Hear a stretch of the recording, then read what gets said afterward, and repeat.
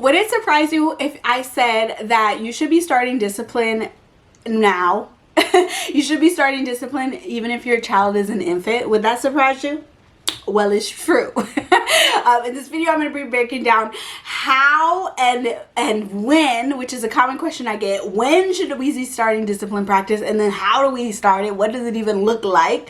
I'm going to be answering that question and so much more in this video. So let's just get into it.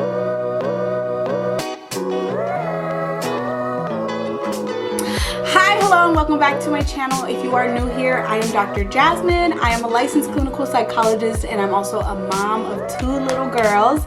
And before we jump into this video about discipline and when and how to get started, I want to just let you know, because it's very important, if you are watching this live, the doors are closing to my private parent coaching community, the Mom Sisterhood. Their doors are closing tonight, Friday, January 29th, and they won't be reopening for a while. So if you need more support, if you need more guidance, especially along the topic of discipline, I actually just released a whole masterclass that's like an hour and a half long, all on positive discipline and how to get started. I also shared 2 ebooks, one specifically on age-appropriate consequences and how exactly to implement a consequence so that it's effective. I would love to have you a part of the community. If this sounds like it would be a good fit for you, go to www.themomspsychologist.com/sisterhood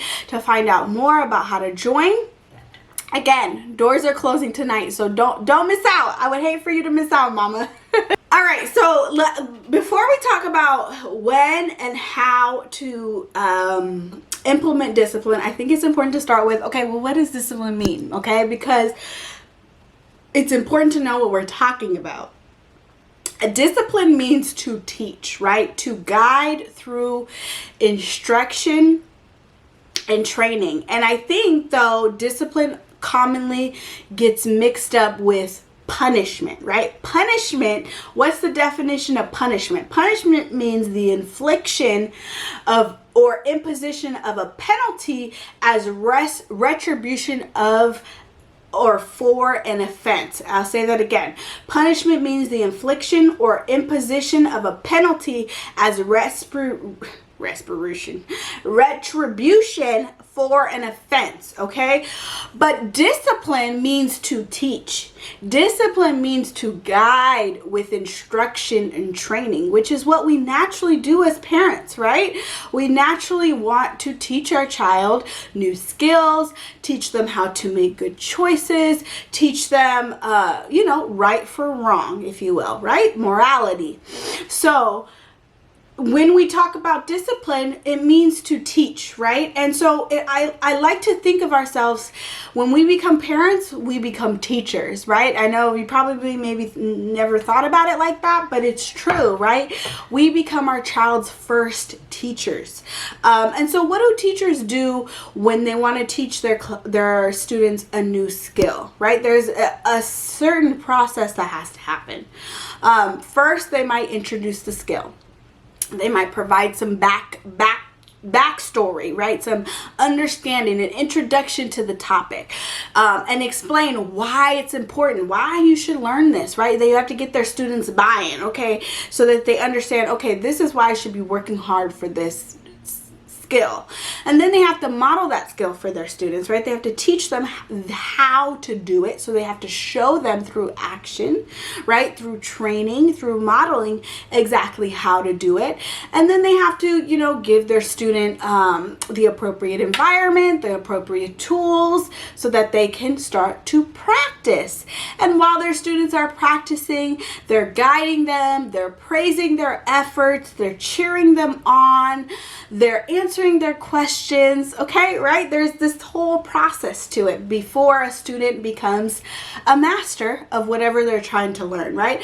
And that's the same approach that we as parents should have, right? We have to break down the skill, we have to model it for them, we have to give them the right tools and the right environment so that they can actually succeed in trying the new skill. Then we have to answer their questions, we have to answer their objections, we have to troubleshoot with them, we have have to guide them along that path. We have to cheerlead them on, support them, encourage them, all of that. So let's break it down. So example, let's say you're trying to teach your toddler how to start with some chores, right? How to do some chores, which I like to call household contributions because chores have really gotten a bad name, a bad rep, right? But we all need to contribute to the family.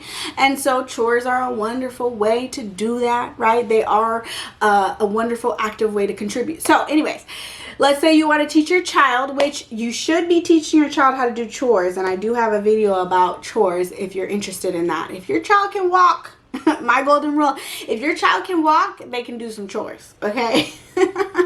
So let's just say you're trying to teach your, new toddler how to pick up some trash off the floor, okay? Well, you're going to want to break it down for them. You're going to want to model.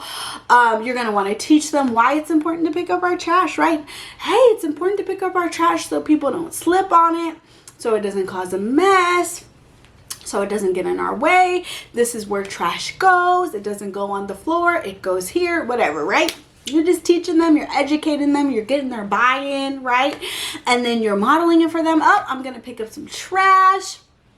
Trash goes here. I'm going to pick this up and put it over here. Oh, look at me go, blah, blah, blah, right? You're making it fun.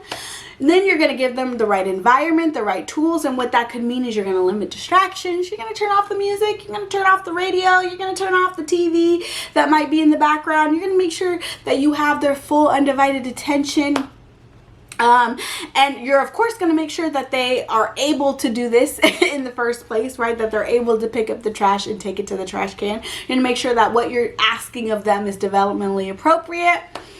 And then you're going to teach in small steps how to do it. So maybe you teach them or you walk with them to the trash. You point to the trash and tell them, pick it up, please. Pick up, please.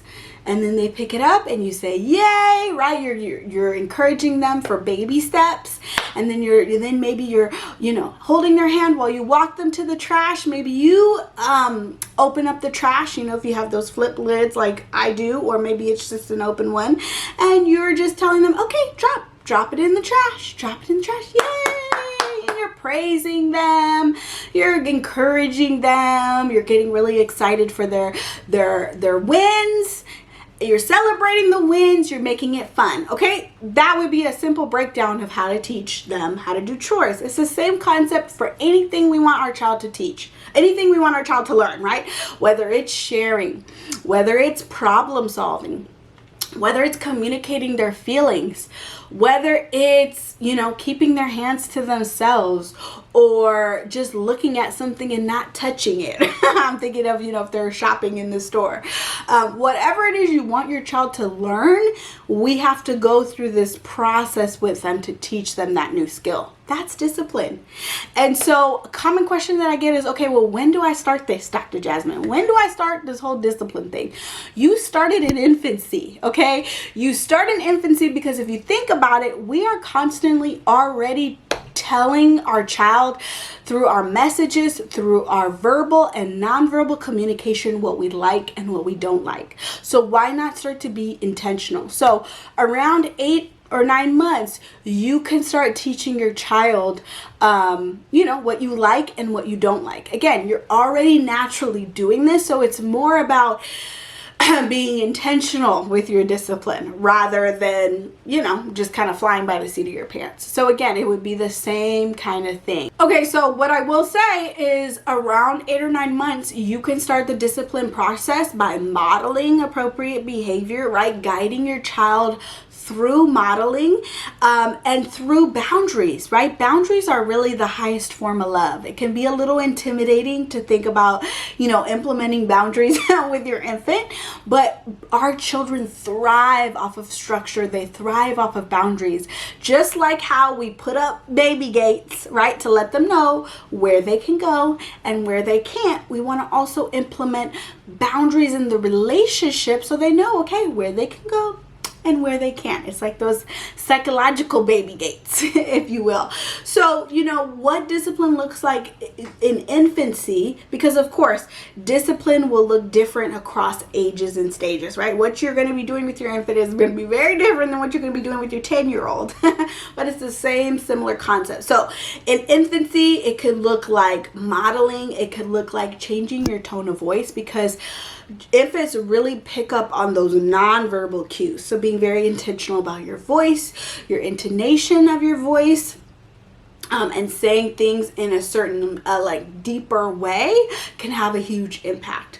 Also averting your eye contact, because remember, what we attend to, our attention is very powerful as parents. So being very deliberate about what we attend to and what we not can be a good teaching tool. So averting your eye contact during certain things, or maybe you're redirecting their behavior, which a lot of the times you are, right? You're going to redirect their behavior, and really what you're doing is guiding them, right? You're guiding them through what is appropriate and what is not, in a very loving and developmentally appropriate way, right? In language and in behaviors that they can understand.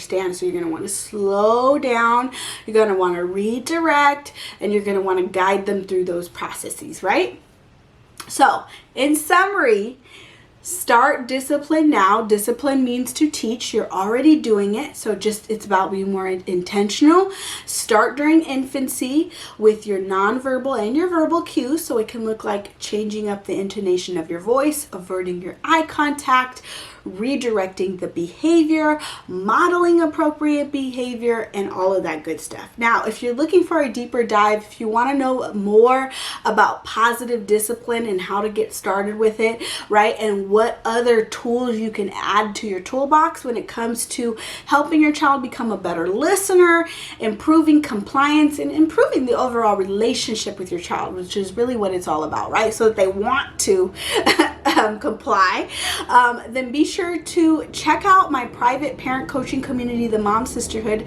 Doors are closing today, midnight, y'all. So if you're watching this live, be sure to click the link in my bio or go to www.themompsychologist.com/sisterhood to join. If you are watching this after the fact, no worries. Just make sure you are on the wait list so you don't miss out when I reopen my community in the future. So I really hope to see you guys there. It is fun. Like I said, this month I released a whole masterclass on positive discipline. In February, I will be teaching about how to implement timeouts and removal of privileges so that your child listens more and complies more to your instructions without hindering the parent-child relationship. Major key there. All right, that's it for this video. Make sure you give it a thumbs up if you enjoyed it. Subscribe to my channel, and I will see you guys in the next one. Bye.